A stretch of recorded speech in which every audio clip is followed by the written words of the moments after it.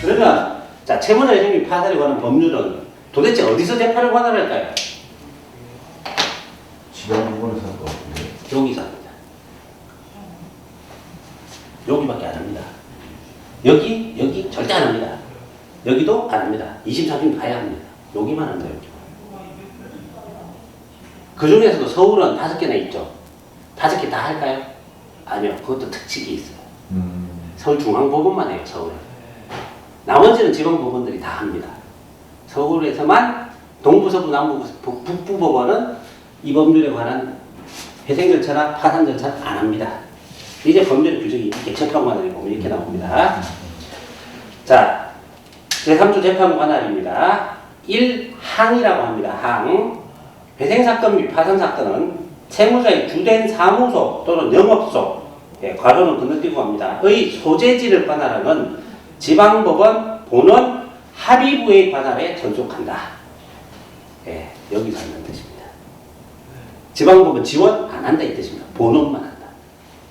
다만 채무자가 개인이거나 채무자의 사무소 또는 영업소가 없는 때에는 채무자의 보통재판적 소재지를 관할하는 지방법원 본원의 관할에 전속한다. 이게 무슨 뜻이냐면 보통재판적 소재지를 관할하는 지방법원 본원이 어디겠습니까? 주소지 관할 법원이라는 뜻입니다.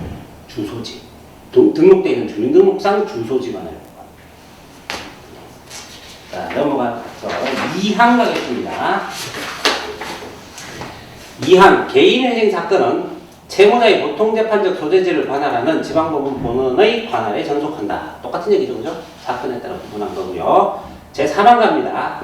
제1항 및 제2항의 규정에 의한 관할 법원이 없는 때에는 이런 경우도 있을까요?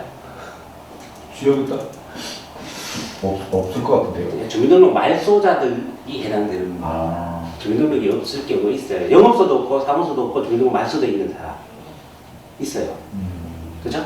그런 사람은 보통재판적 소재지도 없는 거예요. 아니 그런 경우에는요. 주민등록이 없는데 채권 채무를 주민등록 번호는 존재하죠. 주민등록 번호는 있어. 등록 자체가 그냥 말소자가 되어 있을 뿐이죠. 여기에 살지 않는다. 이 주소지가 여기로 돼 있는데 여기 살지 않는 게 확인되면 말소를 시켜놔요. 그걸 뿐이에요. 그 사람이 없다가 아니라 그 사람은 있어요. 어디 있는지 모를 수가 있어요. 그런 경우가 걸릴 수 있는데 제3의 소재지 채권의 경우에는 재판장이 청구를 할 수 있는 곳을 그 소재지로 보는데 그를 관할하는 지방법원 본원의 관할에 전속한다. 다른 말로 하면 거소라고 하는 내가 주민등록이 돼 있지 않지만 실제 살고 있는 집이면 거기 관할지도 할 수 있다 이 뜻입니다. 자, 제4항입니다.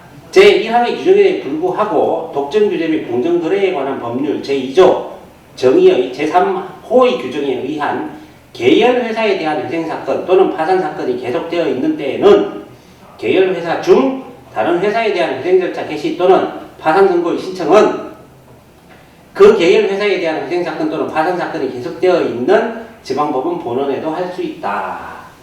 회사에 관한 거죠. 회사가 여러 개의 회사가 하나의 계열사일 때 하나의 회사가 거기에 어디 회생절차 또는 파산절차가 들어가 있어요. 하고 있어요. 그럼 나머지 그 연결된 계열회사는 주소지가 딴 데 있다 하더라도 여기 다 때려넣을 수 있다 이 뜻입니다. 한 군데서 몰아서 합시다 이런 얘기입니다. 할 수 있다니까 꼭 해야만 된다는 아니고요. 몰아서 할 수 있게 하자. 자, 5항입니다. 제1항의 규정에 불구하고 법인에 대한 회생사건 또는 파산사건이 계속되어 있는 때에는 그 법인의 대표자에 대한 회생절차 개시 또는 파산선고의 신청은 그 법인에 대한 회생사건 또는 파산사건이 계속되어 있는 지방법원 본원에도 할 수 있다. 법인의 대표, 이사 이런 사람들은 법인의 회생이나 파산사건이 들어가 있는 법원에 자기 개인 것도 넣을 수 있다. 자기 주소지는 저기 엉뚱한 데 있다 하더라도 이것도 묶어서 하자 그런 뜻입니다. 제6항입니다. 제1항의 규정에 불구하고 회생사건 및 파산사건은 채무자의 주된 사무소 또는 영업소의 소재지를 관할하는 고등법원 소재지의 지방법원 본원에 신청할 수 있다. 요건 또 조금 애매한 얘기네요. 무슨 뜻일까요? 자, 지방법원이 전속 관할이라고 말씀드렸죠? 네. 자, 그러면 이제 고등법원 아까 5개가 있다고 했습니다. 그죠? 네. 자, 고등법원 관할지를 한번 따져볼까요? 서울고등법원은 어디까지 관할할까요? 서울 아니 서울 경기. 서울, 경기, 인천, 강원까지입니다. 아. 자, 대전고등법원 관할은 어딜까요? 충청도. 대전, 충남, 충북입니다. 네. 광주고등법원 관할은 아까 말씀드렸어요. 전북, 전남, 광주, 제주. 대구고등법원 관할은 대구, 경북. 부산고등법원 관할은 부산, 경남, 울산입니다. 요거예요. 그래서 경남에 해당되는 사람인데 창원법원 안 가고 부산법원 갈 수 있다 이 뜻입니다. 강원도 사람이 춘천법원 안 가고 서울중앙법원 올 수 있다 이 뜻입니다. 가능합니다. 요 규정이 있어서 자, 제7항입니다. 제1항 및 제2항의 규정에 불구하고 다음 각호의 어느 하나에 해당하는 자에 대한 회생사건, 파산사건 또는 개인회생사건이 계속되어 있는 때에는 그 호에 규정된 다른 자에 대한 회생절차 개시, 파산선고 또는 개인회생 절차 개시의 신청은 그 회생사건, 파산사건 또는 개인회생사건이 계속되어 있는 지방법원 본원에도 할 수 있다.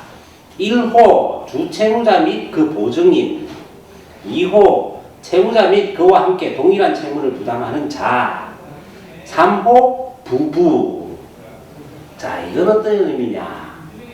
하나의 채권에 관한 문제를 주채무자가 있고 보증인들이 있을 수 있죠. 그죠? 보증인들.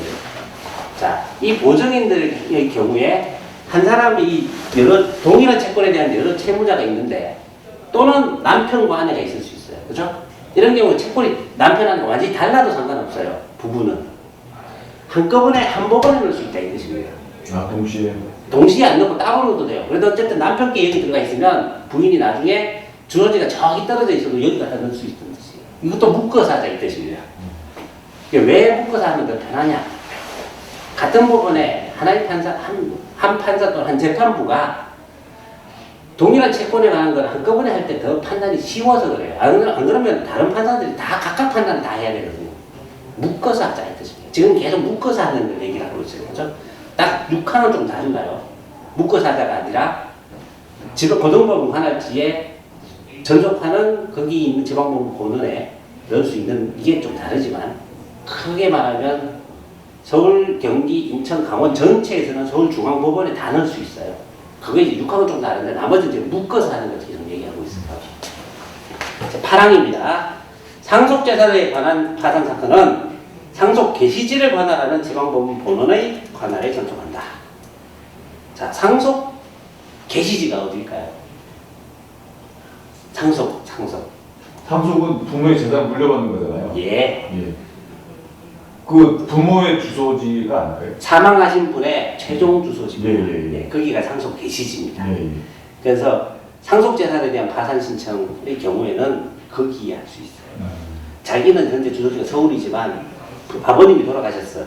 근데 아버님 가만히 보니까 채무가 무지하게 많아. 재산도 상속되는 게 있긴 하지만 이럴 경우에 상속 파산 신청을 할 수 있어요. 상속재산 파산 신청. 그걸 넣는데 어디 넣느냐? 내 주소지 서울? 아니에요. 돌아가신 아버님이 있는 저기 경남이면 창원법원 또는 부산법원에 가야 돼요.